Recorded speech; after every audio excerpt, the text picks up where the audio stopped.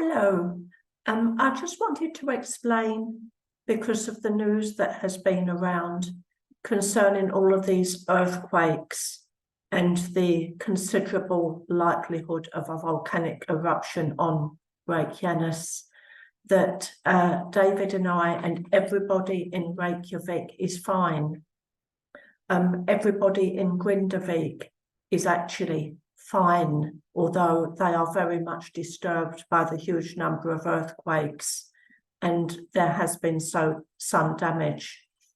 There's been an upsurge in earthquakes for quite a few days that has kind of come in waves of activity, waves of increased activity, but that which has been taking place today, and particularly since lunchtime, is something that I think it's more intense than anything that's happened, certainly in my time here.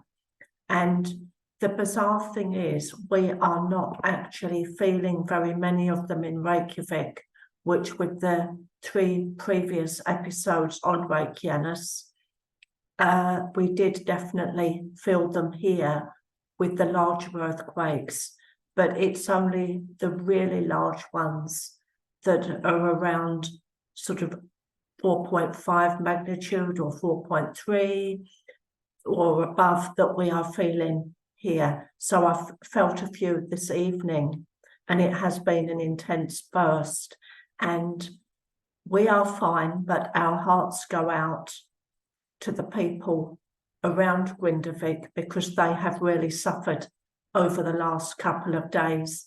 And there has been some damage. There has been some damage to the main road, which has had to be closed, although there is other access. A hotel has had to be closed. The guests actually, as reported in The Guardian, not last night, the night before, they had just had enough of it and they were getting a bit concerned. So a lot of guests left in a fleet of taxis, apparently. And this is one of the reasons why I want to reassure people that myself and David and everybody in the Reykjavik area are fine. Everybody is fine as far as I know in the Grindavík area. We do have an extra news bulletin this evening that will appear shortly, and that so we are being kept up to date with everything. But of course, the people of Grindavík, there is the possibility that they might have to evacuate if there were to be an eruption, or if this level of earthquakes were to continue for much longer, because it is just, too uncomfortable to be there.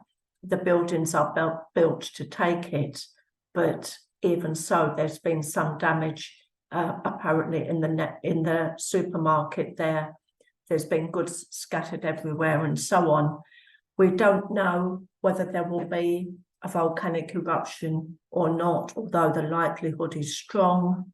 It's impossible to say exactly where it would appear, although the likely place, when taking note of this recent intense burst, would be a place called Sundhnjúkagígar, which is the Sundhnjúkagígar crater row, and it is somewhere where there was an eruption about 800 years ago, but not since then.